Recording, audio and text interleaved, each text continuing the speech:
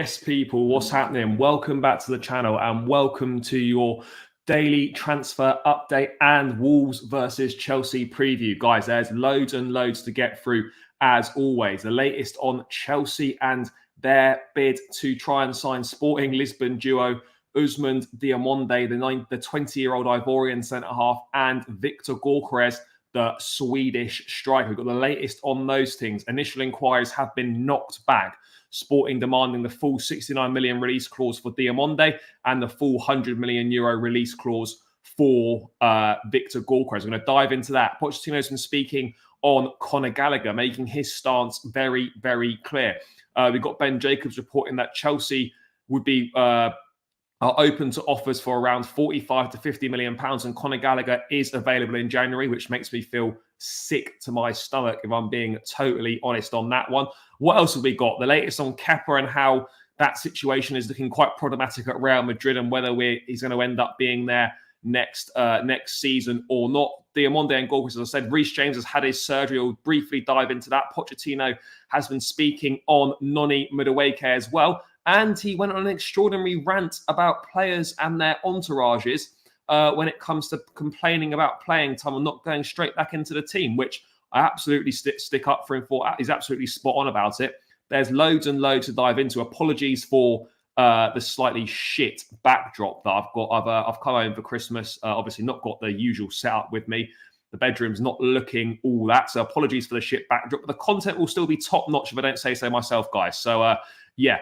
Ignore that backdrop. Let's get into it. Please run the likes up as always. Smash the like. Subscribe to the channel if you're new around here. We're only on 7 likes, guys. That's poor. Run it up. It's Christmas after all. So if you could all give me one Christmas present by smashing that like button and subscribe to the channel if you haven't done so already, then that would be absolutely fantastic and greatly appreciated. Let's dive into things. Let's say hello to a few people in the chat first. And then we will get going from there. Apologies, I'm live slightly earlier than normal. I'm jumping on with Saeed at 6 o'clock, so we can't go for the usual 5:30 slot. So I brought it forward an hour. So I appreciate all of you that are in here already. Rayan, big up. Hope you're doing well, brother. Please don't sell Gallagher. Agreed. I think Ousmane Diomande could be silver replacement.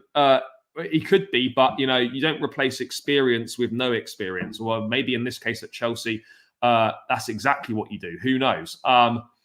I'm not sure about Victor Gyokeres. He's not an elite striker, no. Yes, Will Ninja, hope you're doing well. Reece James' surgery went well. Yeah, it did. We're going to dive into that. They only bought Gyokeres from Coventry for 20 million in the summer. Yep, they did. And they know, like a lot of these European clubs do, they whack a release clause in. So they're guaranteed to, make a profit. That's kind of how this works.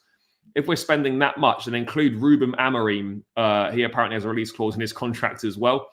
Kyle Groening from Swaziland. Yes, big up, brother. Big up to all the Chelsea fans in Swaziland, by the way. Swaziland in Africa, I think, if I'm not mistaken. I'm sure there's a contingent of Blues fans there. Big up to everyone. Texas, big up, my guy. Hope you're doing well, bro. Hope you're doing well. People, let's dive into it. Let's just get amongst it, guys. The news that came out this morning. We've kind of knew about Victor Gyokeres before, but the newer news as such is on Ousmane Diomande even. Chelsea have made contact with Sporting Lisbon over a deal for centre-back Ousmane Diomande as they explore centre-back reinforcements in January. Sporting have knocked back an initial inquiry from the Blues for Diomande, insisting they will only sell him for his full £69 million release clause. Now, I'll be honest, I don't know an awful lot about Ousmane Diomande. I know that he's a 20-year-old Ivorian centre-half. He's a talented boy. He's got a lot of potential. Obviously playing over in Portugal at the moment. He's one of those centre-halves that, has constantly been linked with moves, etc. But it hasn't happened for him yet. I've seen some people saying, he's got a higher ceiling than Wesley Fofana potentially. I don't really know how we're quantifying that. But, this is a player that I've watched very, very little of. It's not someone I know an awful lot about. £69 million seems like an awful lot of money. I don't know if we're in a position to be paying a release clause up front in one go. In fact, I'm almost certain we aren't in that sort of a position to do that. We'd have to try and, if we were to go forward with this move, we'd have to try and structure it in a way where we pay slightly more than the release clause, and therefore we can structure the payment terms in more favourably towards us. So yeah, I don't really know whether this is this the right thing for us to be doing. Look, I get it. A centre back's probably going to be is on the list of things that we potentially need. Chalobah's going to be going, and I don't think Thiago Silva's going to be renewed. That leaves you Colwell, Badia Shiel, Axel Disasi as three reliable centre backs. You've got Wesley Fofana, but again, with his fitness problems, we don't really know what he's going to do, how he's going to be as such. So I guess we can't fully rely on him just yet. I mean, in terms of a centre back, yeah, if we can get one in and then we can do something opportunistic, then I'm absolutely here for it. But at the same time, it's not really a priority. It's not a priority at all. If you're talking about replacing Thiago Silva, then you're talking about going for a more experienced centre back. You're talking about going for an experienced centre back with quality as well to replace what we're losing. You wouldn't really think about signing another top prospect, but then you might look at it on the other side and think, well, have we already got Thiago Silva replacements? Do we need to go and sign another starting centre back? I personally don't think we do. I think we've got Badia Shield, we've got Colwell, we've got Fofana, we've got Disasi. I think we need someone to come in that could be in the first team, in 12 to 18 months' time. But I think we're looking for a squad centre half. This is someone that can also play at right back apparently as well, which might be appealing. So I'm just it depends what we're looking for in a centre half. Are we looking for a direct replacement for Thiago Silva, or are we just looking for another player to step into, the squad role for, step into a squad role? I just don't know. He's only played 27 games. Fair. I don't know where they got him from. We need experienced players. Yeah, no, we do need experienced players. And again, I think if Lisbon Diomande were to be signed, I don't think Pochettino would necessarily be the one that is calling for him to be signed. I mean, I could be totally wrong on that. Maybe Poch is looking to sign Diomande, but I don't know if that's the case or not. Sporting only bought him in January. Fair. I don't know where he got him from. I'll have a look. We've got Bashir Humphreys. Yeah, we do. I suspect Bashir Humphreys, another one, I think, as an academy boy, he will probably be sold at some point. I think he's on loan at Swansea at the moment. I don't know how well that's going for him. I think it's going reasonably well for him. But yeah, look, it's clear that another centre-back is on the list. We are obviously looking for one. I don't know what we're looking for, whether we're looking for a starting centre-back or we're just looking for someone with potential and someone that, or someone that is going to be is going to go into the starting 11. I don't think we need a starting 11 centre back. So yeah, it's going to be an interesting one. I think 69 million quid, if that's what it is, if that's what's being talked about. That's so much money to spend. I mean, seriously, do we really need to be going and spending 69 million pounds on a fucking centre half? I don't think we do. I'm not saying that Diomande is not a good player. What I'm saying is that for me personally, it doesn't really make sense in terms of what we're looking to do. All right, yeah, cool. We could go and do that, but do we really? Are we that desperate for a centre half that we need to go and spend 69 million? We spent hundreds of millions of pounds on centre backs. We don't need another fucking centre half. I mean, look, there's people saying in the chat, he would be better. Potentially he would be, yeah, but I don't think he'd want to come as a squad role. He's captain at Crystal Palace, playing every week, coming in at Chelsea, whether we like it or not, he's not going to be playing. He won't be playing every week. That is the reality of the situation. Yep, Enzo Fernandez could be doubtful this weekend. He's being assessed. That's the latest on that. Chelsea till I die, big up. Hope you're doing well, brother. But yeah, this Usman Diomande thing is an interesting one. Let me just have a little bit more Diomande. Have a bit more of a look about him. So he's Ivorian, 20 years of age. So that's kind of perfect, really, isn't it? That's exactly what we're looking for. In terms of his stats, he's capped once for the Ivory Coast. He centre back, and he's a right-footed back. In terms of, he came from Midgetland, FC Midgetland. He signed on deadline day in January this year for for 7.5 for 7.5 million euros. He's played 14 times in La Liga in a Portuguese Liga. Why don't I just bring this up on the screen? 7.5 million euros he was signed for, and then we're looking at they whack in a 69 million euro release, 69 million pound release clause, 80 million euros release clause, and then they make a fat profit on him. So this is, I'm sure, if I brought this up on screen, yep, I have. Everyone can see that. I think it's all right. So he joins from the Danish league on deadline day in January for 7.5 million euros. Obviously, look, he's played. How many times has he played? He's played 14 times in a Portuguese league. I think he's scored 1 goal and he's got 1 assist. And he's also scored in the Europa League. So he's played 20 times this season, 2 goals and an assist. And yeah, his minutes per goal. It doesn't really matter about his minutes per goal. Who cares about that? So yeah, look, this is a guy that hasn't got bundles of experience. You know, he's come out of the Danish league. Yeah, it's an interesting one, isn't it? I mean, 80 million euro release clause. I just don't think I'm having it. It's one of those where you're thinking, that 80 million euro release clause is still going to be there. It's sort of one of those where you're thinking, let's let this kid have a bit more time at Sporting Lisbon. The guy's not even been there 6 months. Let's let him have a little bit more time at Sporting Lisbon, and then let's move forward from there and see what the situation is. You know, I get it. You might want to try and get him before other teams want to get him, but if the release clause is there, it's there, and anyone that wants to pay it will pay it. But I think you'd be jumping the gun and taking a bit more of a gamble on someone that's literally played 14 Portuguese league matches for Sporting Lisbon. Is that this season or is that just in general? No, that is just in general. I think he's played 20 games for Sporting.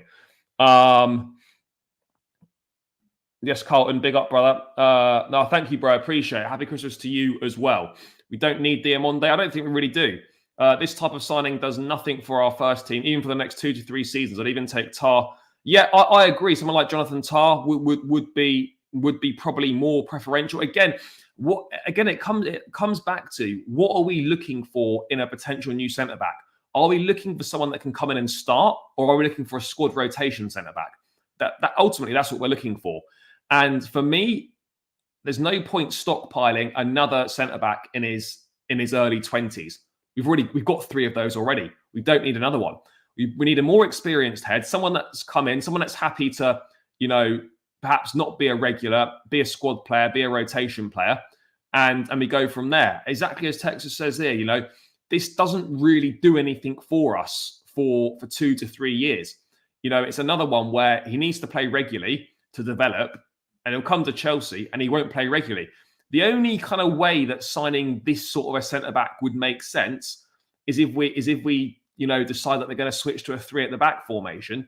And I don't see that happening either. I don't see it. I think we're pretty set on the 4 at the back. You know, I can't see Pochettino suddenly deciding that, you know, he wants to go to a back 3, in which case that might make a bit more sense. But again, we're talking that manager goes on about experience. We as fans know that this squad needs more experience. Yet you're hearing reports that we've inquired about a 20-year-old centre back who's played 20 fucking games for Sporting Lisbon, having just come out of the Danish league. Like, make it make sense, people. It just doesn't make sense. I'm not suggesting he's not good, but you know, there's a difference between being good for Sporting Lisbon for 20 games and then coming to the Premier League in Chelsea. Agreed. It's come to the point where we put centre back at fullbacks. We don't need them anymore. Is he going to be? I don't know. I don't know. It's what I've been saying. You know, it depends what we're looking to do. It depends if we're looking for a squad player or we're looking for a starting centre back. Why should Chelsea be looking for more defenders? We need a strike. Yeah, no, I agree. Just for an opposite view, just looking across the Premier League, would people have said the same for Saliba when he went back to Arsenal? But it's slightly different though, because Saliba was signed and he went out on loan for 2 seasons. He went to Marseille on loan, and I think he went back to St Etienne for a season, and he went on loan to Marseille as well. So he went and played regularly for a couple of seasons, and then came back and he was ready. For me, we'd have to do something similar with Diomande. I'm not saying that he's not good enough, but he's not good enough right now. If you were to sign him, he needs to go out on loan for a couple of years, or at least a season, and then we go from there. So I personally don't get it. I really don't. It's not making sense to me.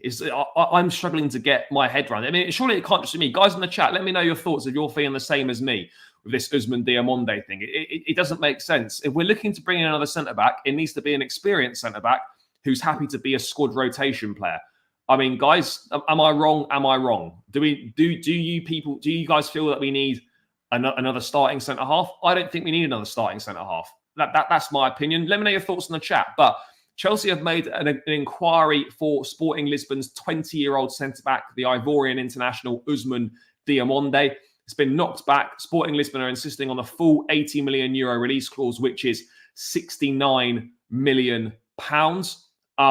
So, yeah, I mean, it doesn't make sense. We shouldn't be doing it, but this is Bowley. This is this ownership. These are these sporting directors. This is this new recruitment drive. I can't fully rule out this taking place. I really can't, but I just can't get my head around it. It doesn't make sense. It really doesn't make sense. The only way it makes sense for me is if we're buying this guy for the future and we send him out on loan for a couple of seasons like Saliba did. It makes no sense for him to come straight back in. It makes zero sense. I would agree on that. Or sign him anyway, keep Silva and loan him out, and then you swap him over later. Exactly. Saliba went on loan twice before joining Arsenal. If they want to do this for him, fair. But it sounds like they want him for the... Yeah, no, exactly. This is exactly what it sounds like. And it wouldn't be fair on him because he's not going to play regularly in the first team.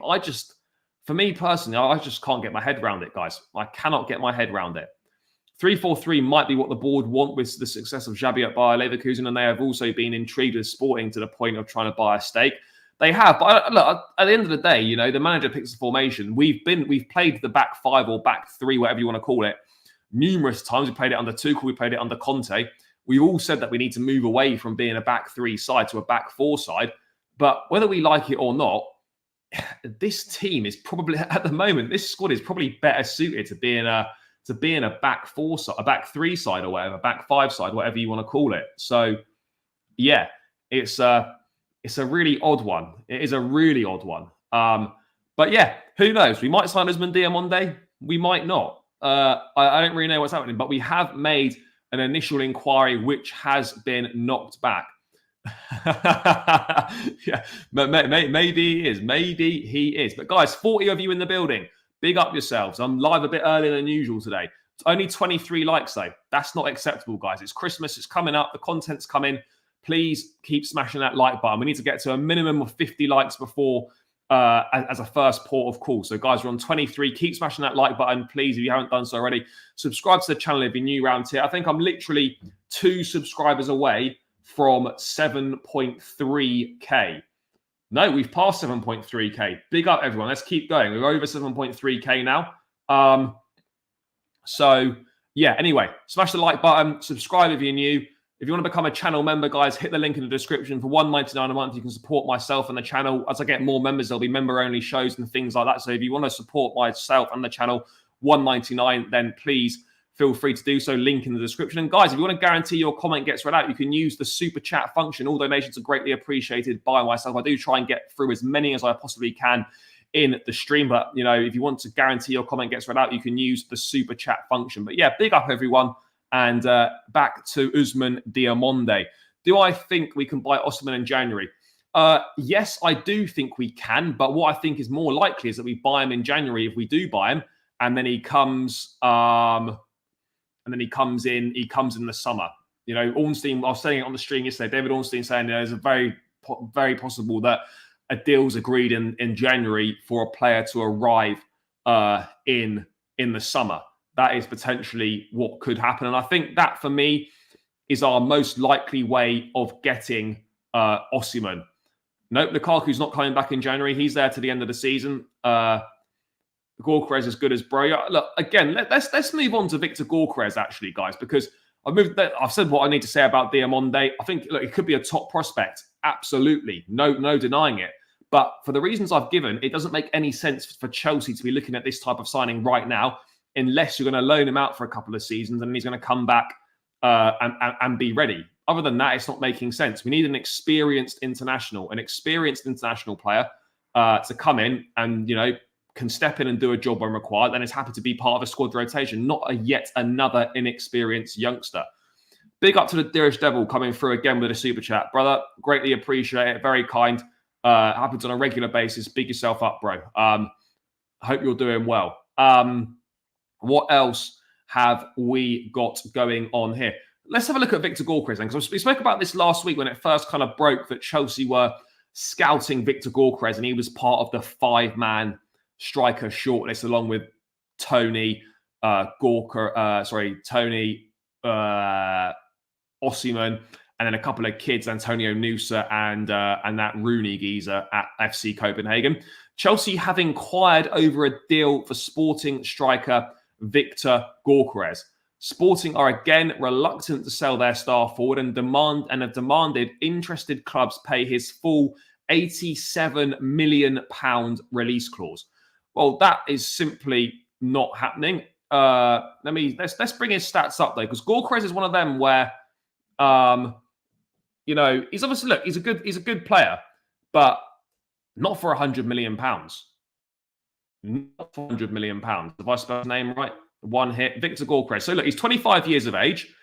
That kind of ticks that box in terms of age. Not that we should be doing that anymore. Summer on a 5-year contract. He's got 5 goals for Sweden and 19 caps.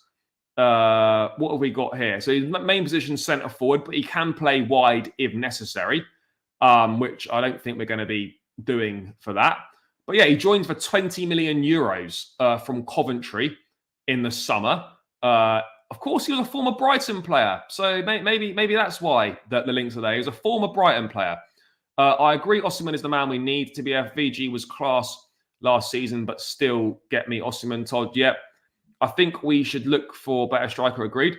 Ain't the recruitment meant to find these players before they cost 100 million? Well, the reason why they're costing 100 million is because these clubs are smart and they whack in a release clause. But let's look at Gyökeres so far. Look, impressive stats. But again, this is a guy that's 25 years of age and he was playing in the Championship up until last season. I'm not shitting on him. He was too good for the Championship. That was clear. He's come to Portugal. He's made an impact. 10 goals and 5 assists in 13 league matches. That's a goal every 117 minutes, just over a goal every game, a goal every 1 point something games. Europa League, he's got 4 goal contributions in 5 games, and he's got 3 goal contributions in 1 game in a Portuguese Cup. So we're looking at it, 20 games this season across all competitions, 17 goals, 8 assists, and a goal every 94 minutes. That looks impressive, and it is impressive. But again, this is a guy that was playing in a Championship last season, has played 20 games for Sporting Lisbon. He's played 5 games in European competition. And suddenly we might think he's the answer to what we're looking for in terms of getting us instant goals in the Premier League. I'm just not having it. I'm not saying that Gyökeres can't be a Premier League player. More than capable, in my opinion. But for Chelsea, and for what we're looking to do right now, someone to come in that's experienced and can hit the ground running and put the ball in the back of the net instantly, I'm not getting that, people. I'm just not getting that. I'm not getting it. I just don't understand it. I'm not saying Gyökeres is a bad player, but this is not. I'm not understanding this, people. I mean, guys, please tell me if I'm missing something here. But I don't get this Gyökeres stuff. I really don't. It's not it shouldn't be what we're looking to do. It doesn't make sense. It's a ridiculous amount of money. If you're going to be spending £87 million, fuck buying Victor Gyökeres. You either put that towards Osimhen, or you buy Ivan Toney with that money. Why are we looking at signing Victor Gyökeres? Gyökeres is a solid striker and he's got some much needed size. But for €100 million, it's an absolute zero for me. Despite the impressive stats in his first 6 months at Sporting Lisbon, 20 games, 17 goals, 8 assists. €100 million, no chance. If I'm spending €100 million on a player, I want them to pretty much be the finished article. And Victor Gyökeres is not the finished article whatsoever. So yeah, for me, this is not making sense. I agree, Osimhen is the man who've done that. I think we should be looking for a elite striker. Yep. I'm disliking the striker market in general right now. Yeah, literally, apart from Osimhen and Toney, in terms of ready-made, proven strikers with the quality to come in and make a difference, it really is Tony or Osimhen. The rest of the strikers are like, these are developmental strikers still at the moment. You know, there's not, the market for strikers is still not that great in terms of top experience and top quality. We're not getting that at this point in time, guys. We're just not getting it. And it is a bit of a problem. Good thing is that Madueke, Lavia, and Ugochukwu are all in full training, which is good stuff. They can't pay Tony or Osimhen 150k a week. That's why. Again, I think I'd like to think we would be prepared to, you know, step out of that wage structure for certain players, like top quality players. I'd like to think we'd be prepared to do that, but maybe we won't be. But the Gyökeres thing doesn't make sense to me. But again, you just can't rule this team out. You can't rule Chelsea out making a move for a player like this. Again, it depends how desperate we are for a striker. We know we need a striker, but I would rather, you know, perhaps bide our time and wait till the summer if it means getting the right man, or you agree a deal in January for the right man for him to join in the summer. That's kind of where I'm at right now with that. Again, it's not making too much sense, but I mean, what can we do about it? What can we do about it? Guys, keep smashing the like button. We're only on 28 likes. Come on, people. We need 20 more likes to get to that 50 like mark. Let's get it done. Keep smashing that like button. Keep subscribing to the channel if you're new around here as well. But guys, run the likes up, people. Run the likes up. I need to get to 50 likes minimum. We need another 20, guys. It should be light work with the amount of people in the building. So please do that. It's greatly appreciated. And it does massively help out. No, Tony likes Arsenal for sure. And we know full well that if Arsenal get themselves together, then they will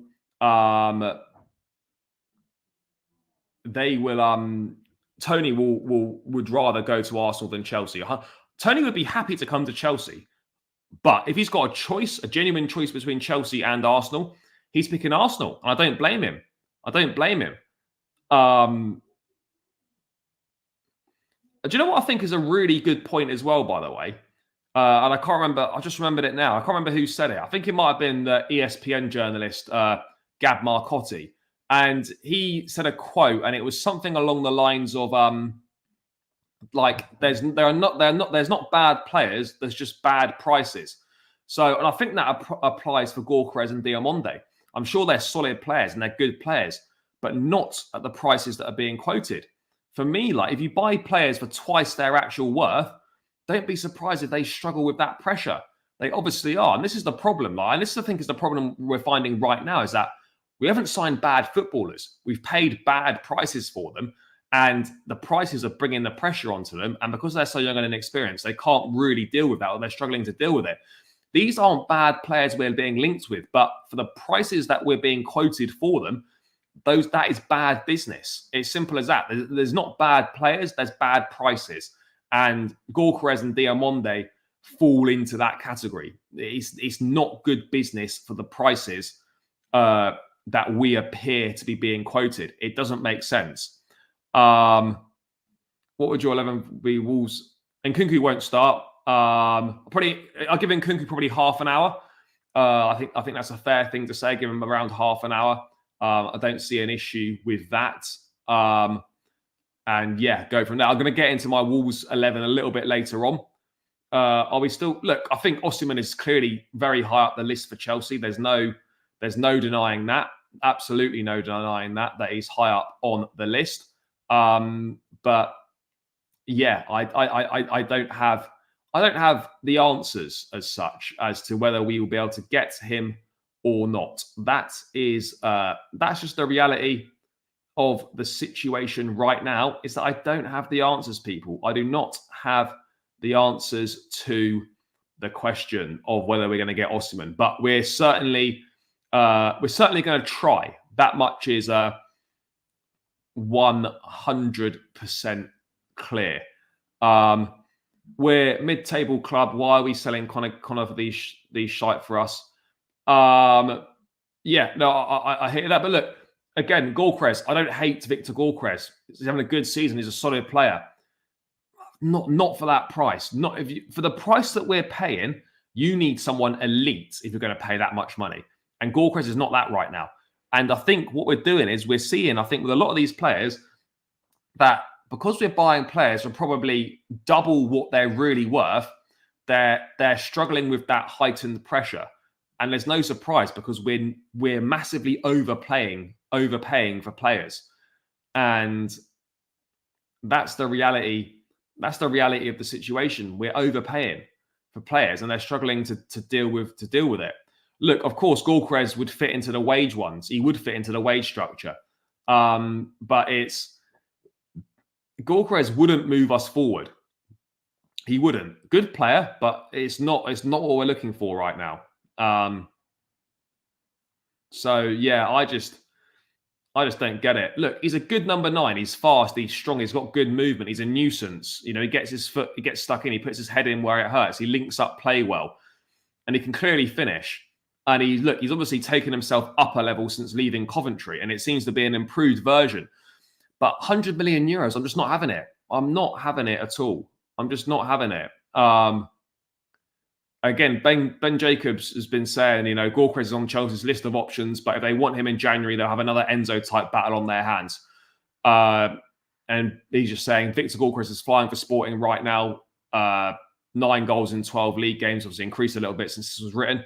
And if he's to leave, then clubs are going to have to trigger or better the 100 million euro release clause. He only joined Sporting in July, and Ruben Amorim has been clear to his board that he does not want to lose his star striker mid-season. So let's see what happens with Gyökeres. For me, at that price, doesn't make sense. Is he a bad player? No. Would he help us? Yes, he probably would to a certain degree, but it's not what we're looking for, and it's especially not what we're looking for at the price being quoted. So yeah, that is my thoughts on that. To be honest, apart from us and Saudi, I don't see anyone else paying that release for Osimhen. No, probably not. Not for me. Diomande is heavily scouted by Chelsea. Maybe in the summer, who knows? Who knows? But guys, let's move away from Gyökeres and Diomande, and let's go back to this Conor Gallagher stuff. I spoke about this last night. Again, I've spoken about it many times, but we've had a few more developments. Pochettino has been speaking on Conor Gallagher, and he's made it very, very clear. It's difficult for the coach to talk, which means he knows what he wants to say, but he can't say it. It's up to the club and the player. It's going to be a decision of the club and Conor. I can give my advice. So far, Conor is doing fantastic for the team. So I think you can read into that as a basically saying, I want to keep this guy. Don't sell him. I can't really say what I want to say. He's doing brilliantly for the team. I don't get that. I just don't get it why we're even entertaining it. I get it from a point of view that we know we're trying to raise some quick cash to make the books look better. But the idea that you'd be a serious club entertaining selling your best player this season, who's been a captain for the majority of the season, to sell him halfway through the season because you want to try and make a quick few quid to help out with the books. It doesn't make sense to me. Gallagher, for me, is not going to doesn't want to leave Chelsea. So, as far as I'm concerned, he is well within his rights to run his contract down. I mean, it's an absolutely potentially ridiculous situation that we're possibly finding ourselves in. It literally makes no sense whatsoever. It makes no sense whatsoever. They know we're not getting enough money from Chalobah and Martin. They need more from sales. Yeah, but look, if it was up to me, I'd be selling Broja. I'd rather sell. Yeah, look, Martin will go, and I think so will what's his face? Martin and Chalobah will probably both go.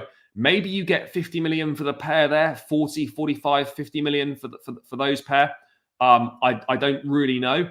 But look, the idea that we'd even consider selling Conor Gallagher is an absolute madness. We've had it publicly from the manager again today. We've had it from Conor himself. The Chelsea fans are vastly in agreement that it is madness to sell him. Yet we don't seem to be any closer to Conor agreeing a new deal. It's up in 2025. Not only, even if you want to sell him, offer him a new contract anyway, because it preserves his value. This window represents the last chance to get decent money for Conor, because come the summer, he goes into 1 year left on his contract and he's worth a fraction of what you might be able to get with him. So I don't get it at all. But again, Poch being very, very clear here with Gallagher, guys, that he wants him to stay.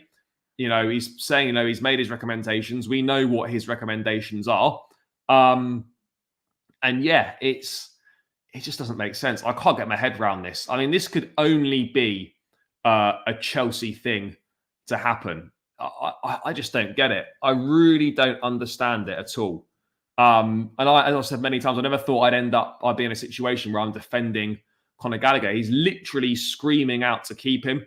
And the directors would be very foolish to ignore him and listen to offers. It literally makes no sense whatsoever. I mean, Poch saying, I'm always talking to the board, but this type of situation is between the club and player. He's doing well. He is fantastic for the team and playing because he deserves. The player and the club are always talking about the future, trying to see what they're going to do. I mean, look, we need him. We need him, guys. Chelsea have got to sign him up. I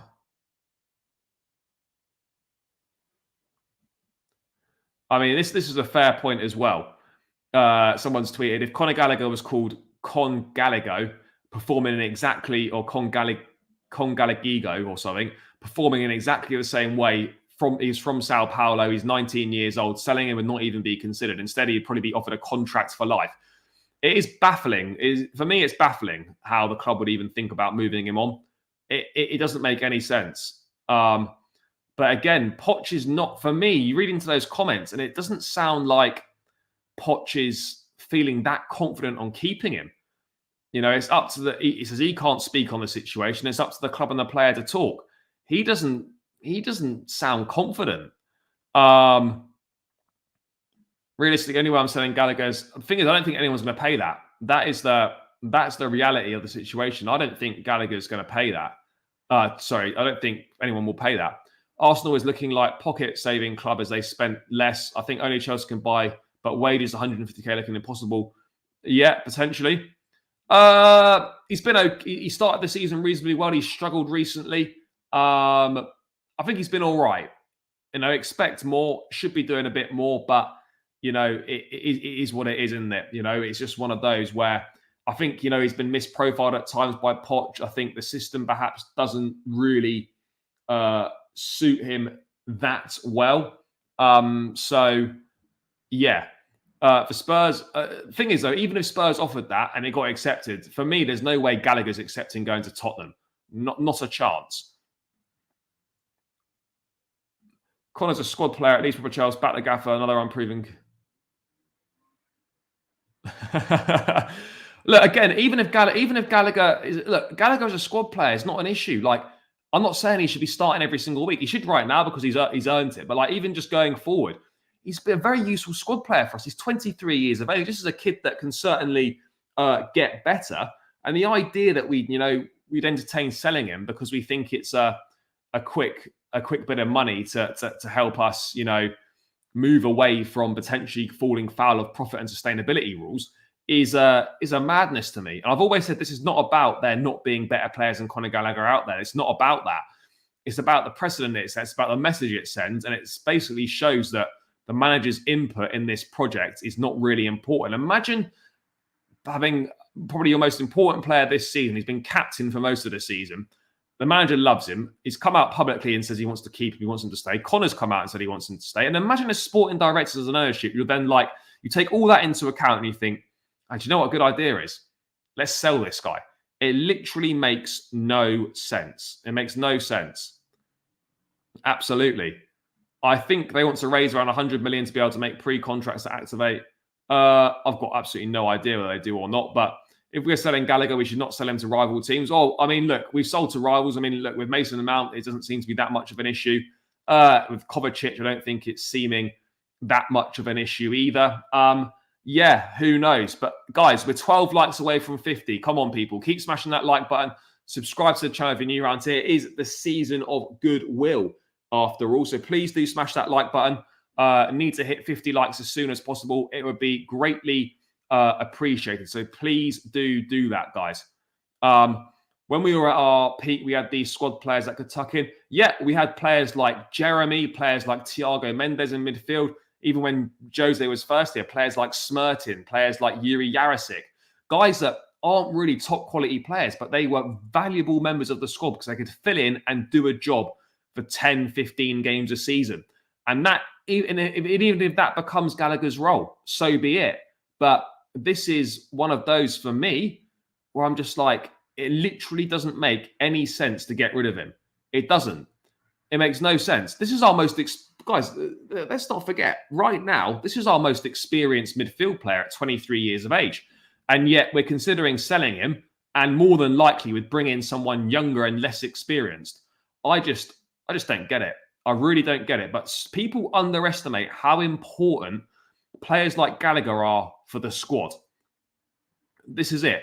And I've always said, there's a lot more talented players than Conor Gallagher, but what he lacks in talent, he makes up for in hard work, giving it 110% on the pitch, doing the dirty stuff that no one else wants to do. That, for me, is more important and makes up for any slight gap in talent between players. It really does. And, players like him are important to have around the place and the squad. So it's frustrating, to say the least. It is absolutely frustrating. But, I don't know what can really be said about that. It's not looking particularly positive. I don't know. Again, who's going to pay that money for him? I'm not saying he's not worth the money, but can you really see a team coming in January and paying that Gallagher would want to go to? Ben Jacobs reporting that Conor Gallagher is available in January at the right price, and Chelsea are open to offers of around 45 to 50 million. The thing is, though, we got 45 million in the summer offered by Everton. We got 45 million. I think West Ham might have offered 40 or whatever it was, but there was definitely a 45 million pound offer on the table.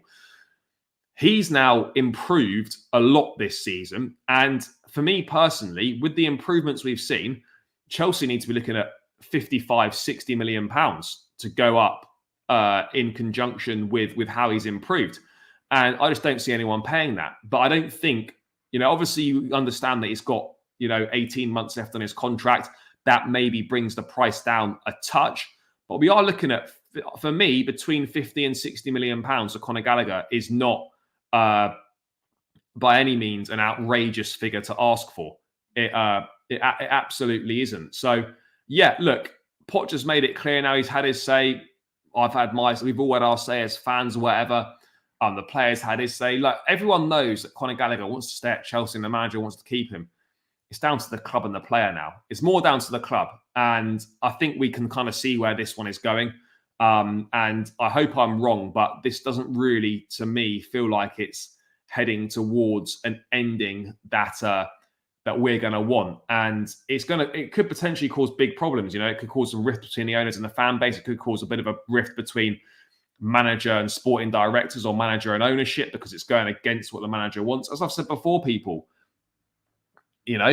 it's recruitment is meant to be a cohesive relationship between manager and sporting directors / ownership. It shouldn't be the manager having all the say. It shouldn't be the sporting directors and the ownership having all the say. But what we do know is if Gallagher gets sold, it's fundamentally that Pochettino's input to keeping players or transfers ultimately doesn't really matter, because it's just going to get ignored. That, for me, is kind of where this appears to be heading. So I don't know what we're thinking right now. Did I see the Palace highlights against Brighton? No, I haven't. I haven't seen the Palace highlights against Brighton. Who do you think the best players have been? I think Gallagher and Palmer have been our best players this season. I don't think it's a particularly difficult one to say. Gallagher can be a pillar for this squad. Yeah, he can. Gallagher is that type of player you only know how important they are when they leave. Yeah, I absolutely agree. And do you know what the mad thing is? Giroud would still start for us. It's players that you don't think are that important. It's mad. We definitely know Poch wanted to keep Mount. And again, look, I'm not saying the Mount one was wrong, because, are we missing Mason Mount? No, we're not. I'm not saying it was a wrong thing to do. I disagreed with it at the time, but I don't think it was the wrong thing to do. Now I've had 6 months or so to look back on it. Chelsea are absolutely not missing Mason Mount. But again, it goes to show that Poch wanted to keep him. And, was that advice potentially ignored? I don't know, but I think it would be clear that it would certainly be being ignored with Conor Gallagher. Again, with Kai, I think Havertz wanted to leave. That's the difference. Kai wanted to go. And you know what? That was best for all parties involved. But yeah, I get the point being made. People, we're still 10 likes away from 50. Come on, guys. Keep smashing that like button. Subscribe to the channel if you're new around here. It's really important, guys. I would greatly appreciate it. It is coming up to Christmas after all. Come on, let's get 10 more likes. It should be light work. We got 100 likes yesterday. Come on, guys.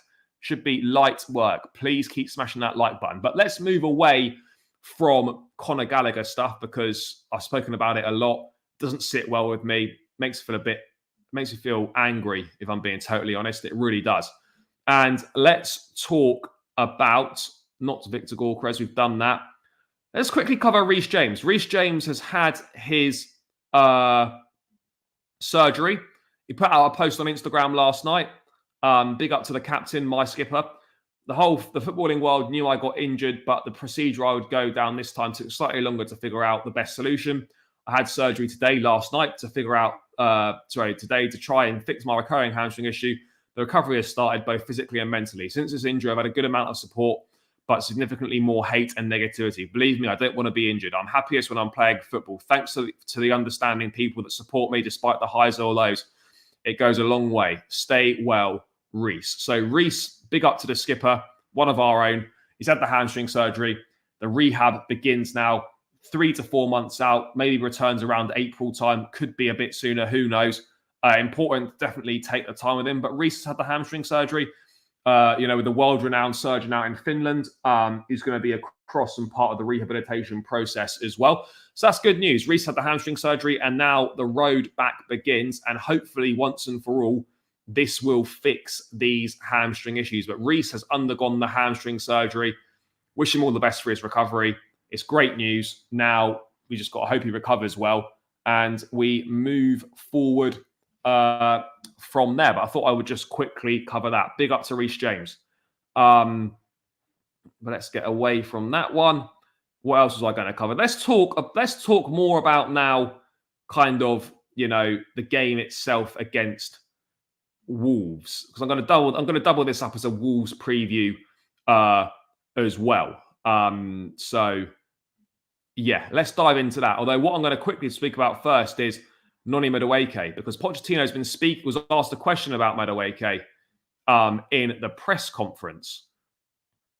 Pochettino on Madueke. Noni is in a position where there's massive competition, too many players. He needs to compete and raise his level. The competition here is serious. We need top level in training to play on a regular basis. Now, what this says to me is that clearly, either one of two things. Poch doesn't rate Madueke. He doesn't think he's training hard enough, and he needs to raise his level. That's ultimately what this means here. Basically, Poch is not happy with the level that Madueke is showing in training or when he does play. And he's not showing the top level in training to play on a regular basis. So it's clear that he's not happy with something. He's not happy with his training and whatnot. So yeah, that's an interesting one that he's kind of come out and publicly said that in words to the effect that Madueke needs to up his game. That's kind of a mad one. It's a big one, that, isn't it? It is a big one, to be perfectly honest.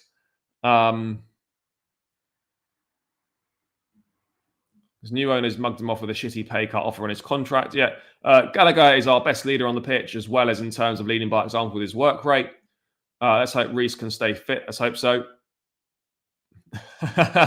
What, on our hamstrings, yeah?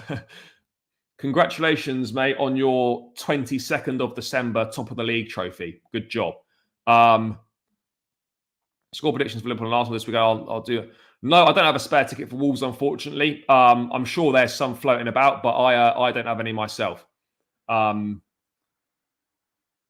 Yes, big up to Chelsea Fanatic. Tired of this young, unproven players coming from for ridiculous fees. Yeah, no, I absolutely agree with you, brother. Again, look, Madueke needs to improve. 100% he does. We know that. But yeah, it's clear now that the manager's not been happy with his level, and he has to step up. He has to start doing what the likes of Palmer, Mudryk, Sterling are doing. It's clear that Madueke is not bringing the level that Pochettino expects in training. I'm sure he might feel that he's training hard and whatnot, but he's clearly not bringing the level that is expected in training. It is absolutely clear, and he needs to do more. And this is really important for Noni. A young player, he's come in, he's played a few games with Chelsea. if it's going to work, you've got to get your head down and work hard. You should be looking at someone like Mudryk, at a similar age in your position, someone you played a lot of under-21 football with in Cole Palmer, who's excelling. Do more of what these guys are doing. Come on, Nonny. Come on, Geese. Like, you've got talent. There's ability there. You need to work hard. And then when you get your opportunities, absolutely make the most of them. And right now, I don't think Madueke is doing that. Chelsea Giants, Wolves will Nkunku. No, Nkunku won't start. It'll be a sub. I hope Liverpool beat Arsenal. Yep, I hope so as well. But yeah, guys, still 45 likes. There's 50 in the building. Come on, people. 5 more likes to hit 50 likes. It shouldn't be a problem. Shouldn't be a problem at all. So yeah, let's run the likes up. 52 in the building, still only 45 likes. Come on, keep smashing that like button, guys. Otherwise, we will lose against Wolves on Christmas Eve, and you don't want that on your conscience, do you? So smash that like button, people. I don't know if they're the answer either, but look, again, it's certainly experience. Maybe lacking the quality they had earlier in their careers. Could probably still do a half-decent job, but half-decent's not really cutting it for us right now. We need fucking really good. Praying Nkunku starts. Jackson and Bray are appalling players. No, I appreciate it, brother. I appreciate it. Yeah, no, Lewis won't be there. I think Lewis is doing a bit of a protest, not doing away games for a while. So, yeah. I'll probably give Nkunku the same, maybe 20 minutes, maybe 25 or half an hour. Let's see how it goes. Lavia is back in full team training. There's an outside chance that he could be in the squad, which would be a good thing. But let's look at the other injury news. Actually, do you know what? I'm going to shamelessly promote my own page because it's easier than searching for it. This is much easier to bring up, so I will bring this up. But Madueke clearly needs to do more. He's back in the training now. Maybe he'll be on the bench. He'll be in the squad. There are going to be opportunities over the next few weeks with the games coming thick and fast. There's a lot of cup games in January as well. We've got 6 games in January now. 2 League Cup semi-finals. We've got an FA Cup third round against Preston. That could be an opportunity for him to impress as well. Games against Palace, Luton, Wolves coming up. You know, there's going to be opportunities for Madueke. He's got to up that level, and he's got to take his opportunities when he gets them. In terms of news, Gusto is fit to start, which is great news. The main other news is that Enzo Fernandez is being assessed, so we haven't got a definite answer on him.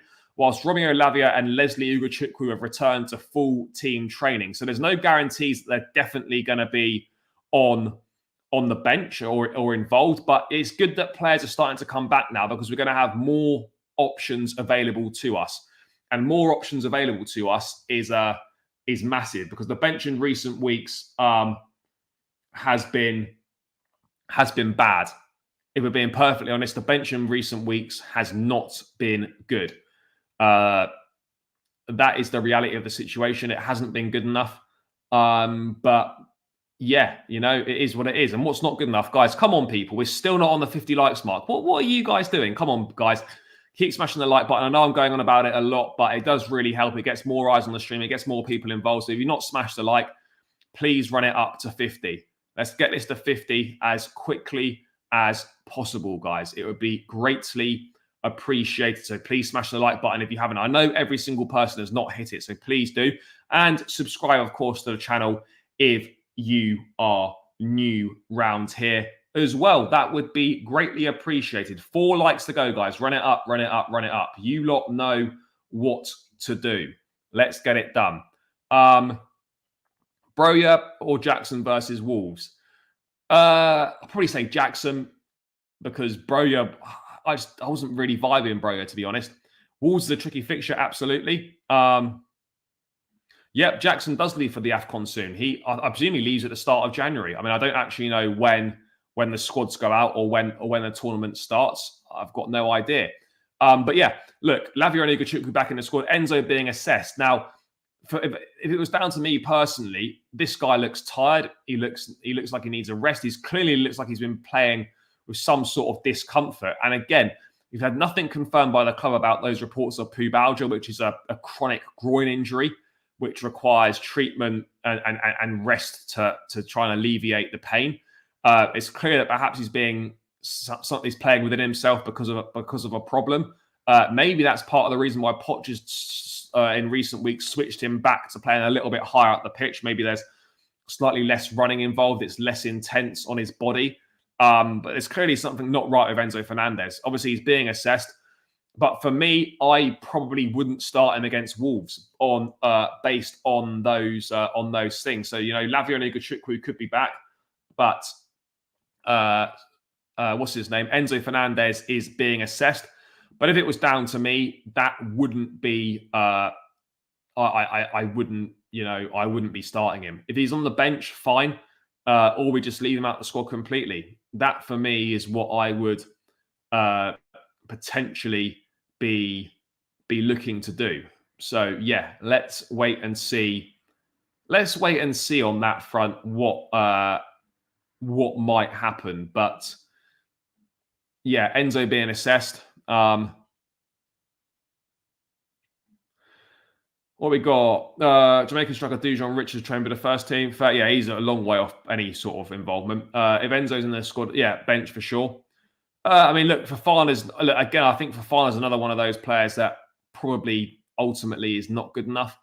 I know that sounds a bit harsh, but I don't think he is. AFCON starts on the 13th, so they'll probably do a bit of a training camp beforehand, maybe a week before. I suspect if Chelsea can do something about it, they might see if he can depart on the 7th after the FA Cup third round, or maybe he goes before. I don't know. I don't. Well, it's because he's 20. He's a centre back, and he's got a lot of potential. That's probably why we're looking at it. But I agree, he's not it right now. He certainly could be, but right now he absolutely isn't. But yeah, that's kind of the update. Gusto's fit to start. Lavia's back in full training. Ugochukwu's back in full training, as is Noni Madueke. But anyone else, we don't know what is happening in regards to them. But one thing I did want to bring up, and it was a bit of an epic rant from Pochettino. I don't know if I'm going to get copyrighted for playing this video or not. I don't know if I would. Would I get copyrighted for playing this? I don't think I am. I'm going to play it. Okay, guys, get ready for that. It's not a charity things that we are going to play for shock and play football. No, we need to win. We must win. That is why sometimes we feel so disappointed, the professional, because sometimes the player, difficult to understand the environment of the player also.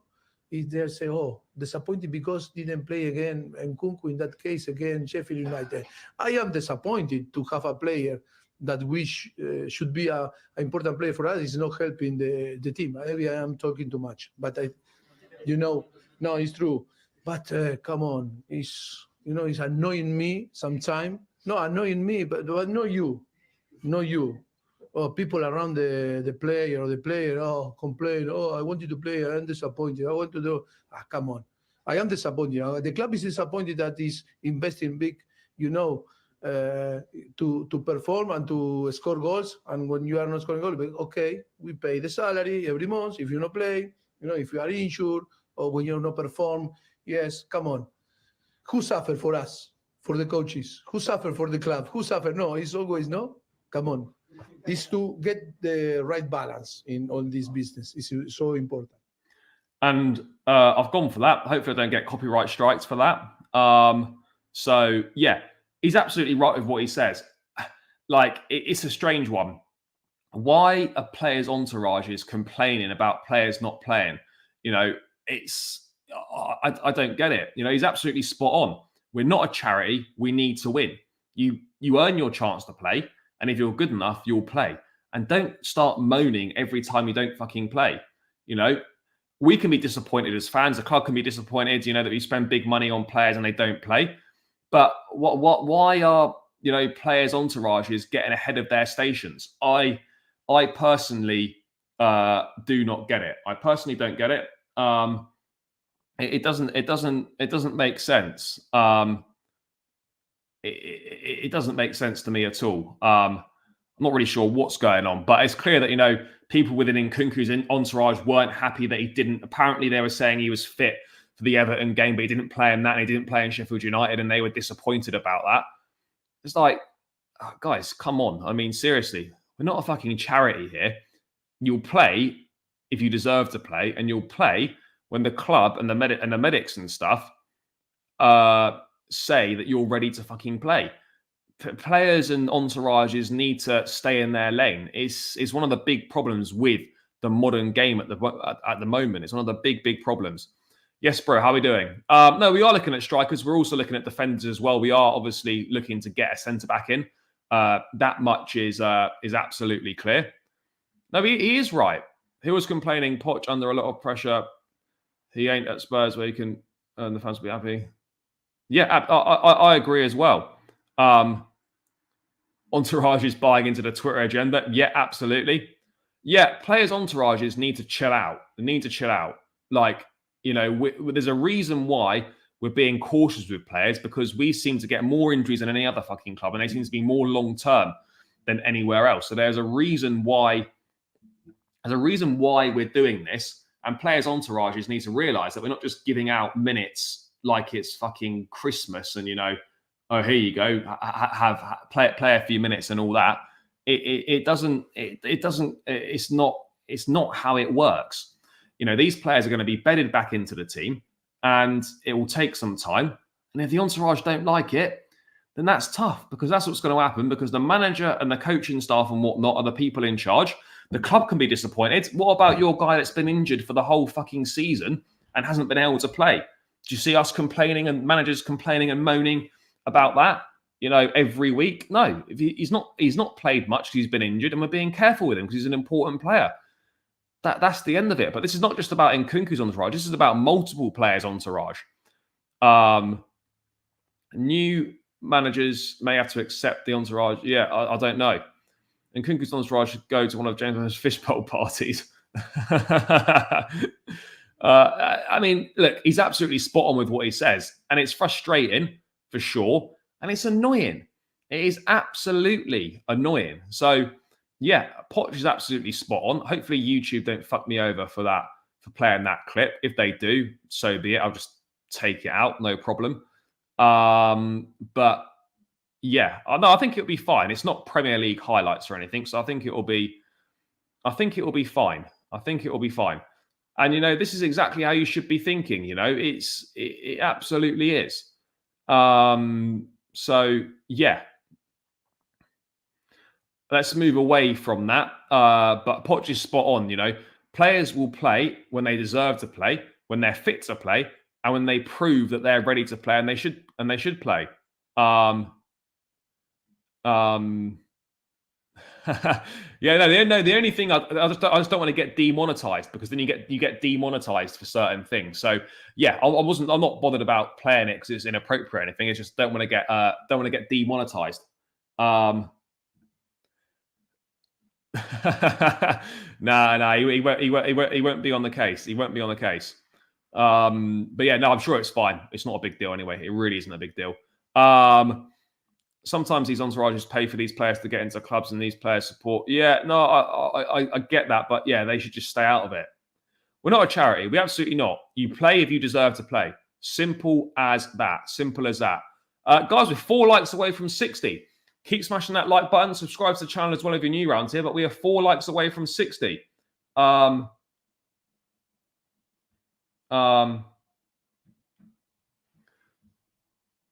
We'll see what we can do. On 56 likes, so yeah, 4 more likes to 60, guys. Run it up. But let's look ahead to the Wolves game. We have actually lost 4 of our last 5 visits to Molineux. The only one we did win was in Frank Lampard's first season in charge. We won 5-2. The others have been a couple of 2-1 losses, a 0-0 draw, and a 1-0 loss. So we don't have a particularly good record there. We are going to be wearing the new away kit for the first time this season, which is good. The first time this season we're wearing it. I don't really know why we're wearing it, because there's no colour clash, but we seem to wear the away kit at Wolves. We did it last season. We've done it in multiple seasons. I mean, it doesn't really make sense. But yeah, that's where we're at. So we need to improve our record at Wolves.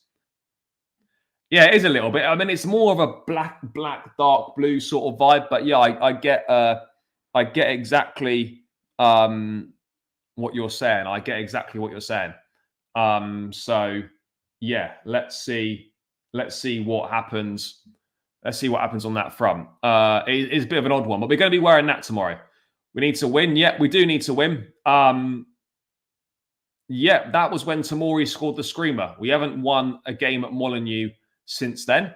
So yeah, that's pretty problematic, if you ask me. But look, Wolves is going to be a tough game. Wolves are only 3 points behind us in the table. Pedro Neto should be returning to full fitness, which is not going to be ideal for us at all. But that's where we're at. That's going to be a big boost for them. Hwang is scoring quite a few goals there. Mateus Cunha is performing well as well. So they've got threats in the attacking third. I don't think the midfield's particularly strong. I'm not sure how strong the back line is, but yeah, let's see what happens. Let's see what happens with this. But yeah, it's gonna be an interesting one. It is gonna be an interesting one. But you know, we got to get points on the board. We have to get points on the board. You know, it's been a good week for the club so far. The win against Sheffield United, going through to the semi-finals of the Carabao Cup on Tuesday night. We need to try and keep this momentum going now, and pick up a positive result at Wolves if we can. It's going to be tough. It is going to be difficult. Under no illusions, it's a tough place to go. We don't have a good record there, as I said. Let's see what we can do. But I'm going to dive into the team. Guys, feel free to get involved in the chat and the comments as well, with your teams that you would like to see potentially. But obviously, Petrovic is going to continue in goal, fresh off the penalty shootout heroics in midweek. He still hasn't really had a game where he's been really tested in 90 minutes. He hasn't. Maybe this will come at Wolves. This will be his first away game. I know he made his debut at Everton, but you know he played all of 5 minutes. This will be his first proper away game in the Premier League. So yeah, let's wait and see. Let's wait and see how he does. I think he could potentially be more suited. Look, it'll be interesting to see what happens. Like again, in the 2 games, we've not had a situation where he's been tested much, and also he's not had a situation where he's been pressed when he's on the ball. There's been a lot of, you know, there's a lot of time on the ball. His distribution's been good. He's had time on the ball. Our playing out from the back has been better in the last few games because we've had no pressure on us because teams haven't been pressing our back line and goalkeeper, which I don't really understand. Maybe Wolves will do that and he'll be, you know, pressured a bit more. But Petrovic has had, you know, quite a simple start to life at Chelsea in terms of having things to do in game. Didn't have anything to do in the game against Newcastle in the 90 minutes. Didn't have anything to do against Sheffield United really in the 90 minutes. But it's been a solid, if unspectacular, start for him. But I think this could be better. Let's wait and see. What happens on that front with him. But yeah, Petrovic in goal. Looking forward to seeing him again.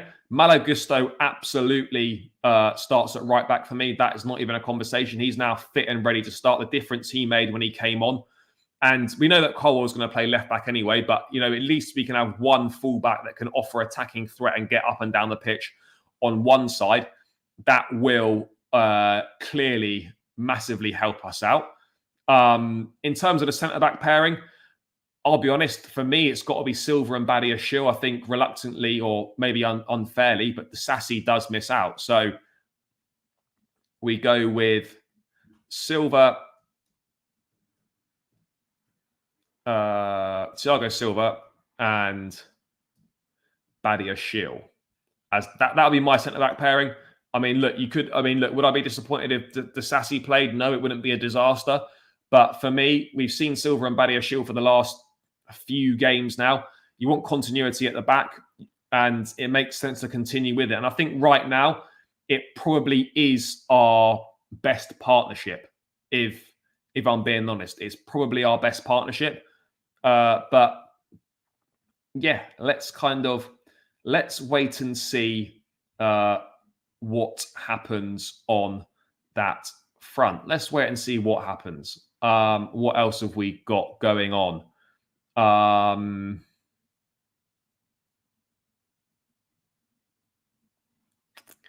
In terms of left back, look, for me personally, I would play Ian Martin because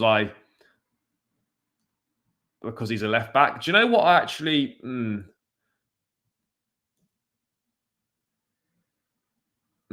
Yeah, I know Martin's not going to play, but I don't want to see Colwell at left back. I've said it several times.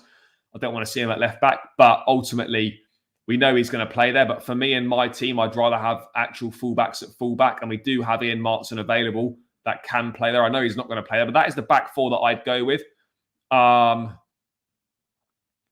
So yeah, I'd go Petrovic, Gusto, Silva, Badiashile, Martin, although it will probably be those four, and then it will be Colwell instead. I think we know that.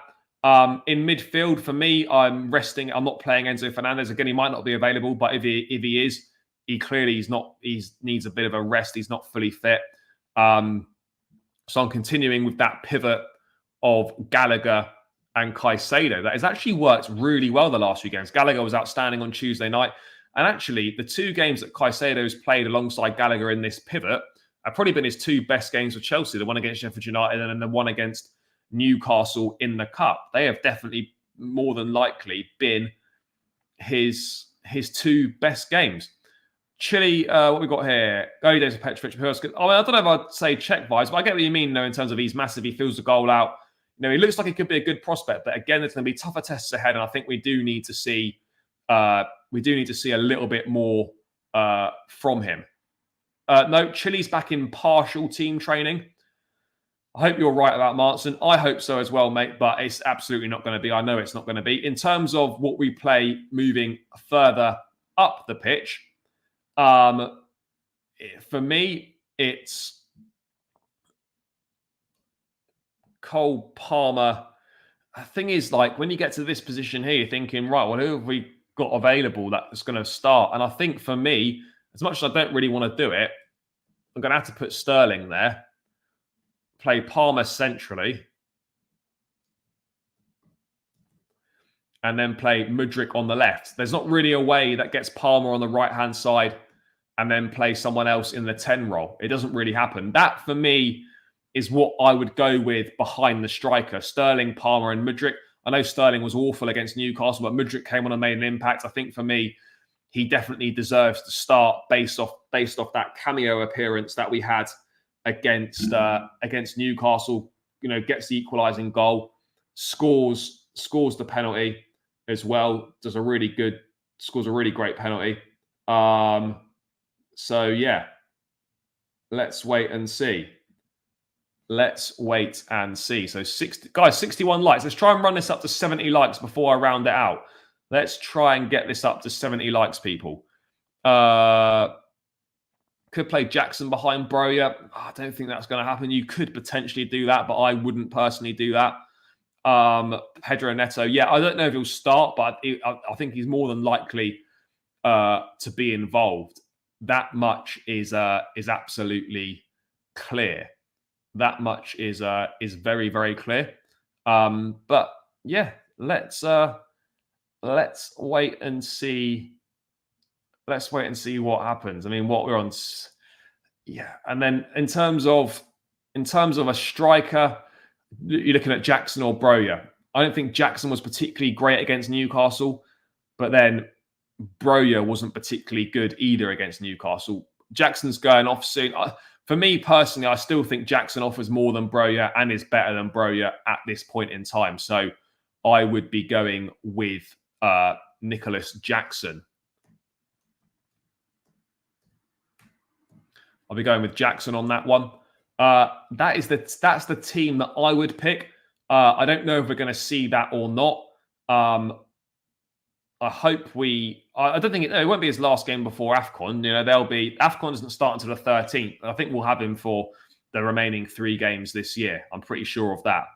Nkunku can come on after, for 20, 25 minutes, whether he comes on for Jackson and he goes up top. It'll be interesting to see kind of what does happen with Nkunku. But yeah, that's what I would go with. I mean, in terms of score predictions, it's a really tough one to call.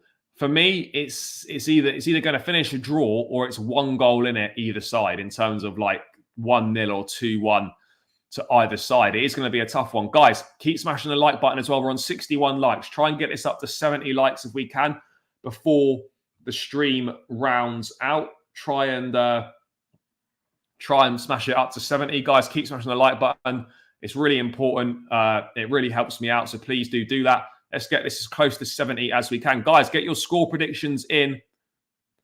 Yeah, I don't know when the training camps depart, but it's normally only maybe a week before. So I think at most he misses the FA Cup tie against Preston, which he probably wouldn't have played in anyway. What we got here, we've got 2-1 Chelsea. I mean, I'll be honest, guys. I think this is probably going to be a draw. I think this will be a 1-1 draw. But if we were to win it, I would say it would be by that 2-1 scoreline. But I'm under no illusions. This is going to be a really, really difficult game. Wolves are a tough place to go. They're a decent side at Molineux. We've struggled there in recent years. We're going to have to be right at the top of our game to get a positive result here. We really are. We really, really are. So let's see what happens. But for me, I'm going for a 1-1. I'd love to say we'll sneak it 2-1, but I think it probably is going to end up being 1-1. That is my thoughts on the situation. I think it will be a 1-1 draw, personally, but I hope it's 2-1. Anyway, guys, let's get more score predictions in the chat. Wolves play a back 5. Well, they switched to a back 4 against West Ham, and it didn't work particularly well. They tend to play a back 5 with wing backs. I think Matt Doherty and someone else. So yeah, they tend to play a back 5. They'll come out and play for sure. They're not just going to sit deep. They've beaten Spurs at home. They've beaten Man City at home this season. It's going to be a tough afternoon. It's going to be a really tough afternoon. Let's see what we can do. I'm going 1-1 draw. Guys, get your score predictions in the chat. What are you people saying? We've had 1 score prediction, and let's get a few more score predictions in the chat. I'm going 1-1. Dan's gone 2-1. What else are you people saying in the chat in regards to a score prediction? Let's get it in there, guys. Get the score predictions in. And let's see what happens. He's gone 1-0 and Nkunku winner. That would be a phenomenal Christmas present, and it would be unreal limbs in the away end if that happens. I would love that to happen. To be honest, I'll take anyone scoring, but yeah, that would be a special result if we could get that. Let me just check if there's been any new news that's come out in the last few minutes. I don't think there has been. Let's see. No, it doesn't look like it. It doesn't appear that that's the case. Let's have a look. No, it doesn't appear to be. Guys, I'm probably going to round this one out here. Going to go, we've got a focus going 1-0 to Wolves. Hopefully you're wrong, brother. Hopefully you're wrong. 3-1 Chelsea, 2-1 Chelsea. Interesting, guys. I think from the consensus here, it's going to be a very tight game. That much is absolutely clear. It's probably going to be a goal in it either way. I've gone for the 1-1 draw. We've got some 2-1s, some 3-1s to Chelsea, 1-0 to Wolves. Let's wait and see what happens here. Well, it's going to be a big game. It's on Christmas Eve. It's a bit shit that, but what can we do? What can we do? This will probably be my last live before Christmas. I'll be dropping the opposition preview pre-recorded video tomorrow.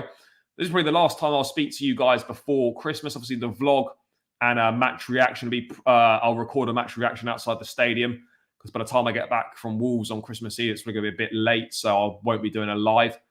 I might be doing a live. No, I probably won't be. So yeah, guys, it's probably my last live stream before Christmas. So yeah, big thank you to everyone that's tuned in as always. Big yourselves up, guys. Thanks for the support. Keep smashing that like button. Let's get as many likes as we can on this stream on the way out. Try and run it up to 70 likes. We need 5 more likes. We've got a 2-0 Chelsea. Score predictions for Liverpool Arsenal. I'll probably say 3-1 Liverpool would be my prediction. I could be wrong on that. Yes, big up to everyone. Guys, thanks for tuning in. Hopefully it's going to be a successful trip to Wolves on Sunday. Let's see what other news comes out transfer-wise. Hopefully no more kids, maybe links with a bit more experience and some top quality players. Let's see what happens. But thanks for tuning in, guys. Hope you all have a great Christmas if you're celebrating Christmas. Big yourselves up, guys. I'll be back tomorrow with the opposition preview dropping on the channel tomorrow morning, and then be back Sunday with match vlog and match reaction dropping after the game. So guys, take care of yourselves. Have a great Christmas. Big yourselves up. Enjoy the rest of your evening. Smash the like, subscribe. Peace out. Love. Take care.